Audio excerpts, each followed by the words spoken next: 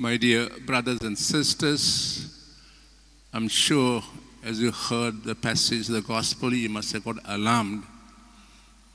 But Jesus went about preaching the good news of love, mercy, compassion, forgiveness, and so on. And today to his own so-called brothers or brethren, the lawyers, he has strong words against them. You have heard the extract of the so-called the woes. What message can we take home of this today's gospel passage? I think the message we can take home is there should be no dichotomy between faith and our works. St. Paul tells us the first reading, our faith should be expressed in deeds, in our works.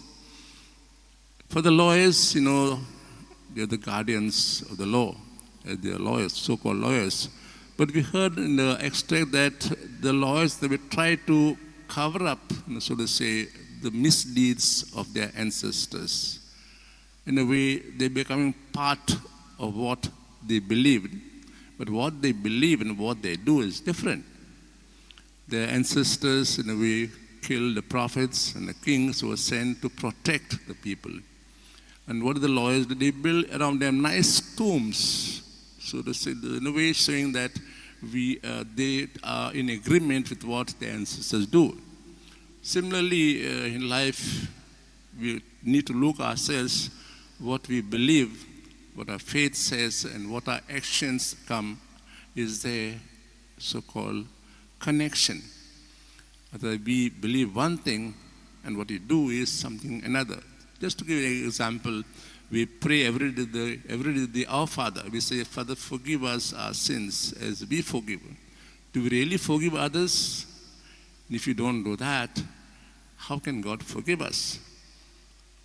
Or the commandment which Jesus gave us, love God and love others. They are both interrelated. And love, as you know, implies a number of things, which you all know very well. We heard in the St. Paul telling us in the first letter to the Corinthians, love is this and that. If there is no connection between what our love is, we profess when you pray, when we go to church, when you go to chapels, in every way.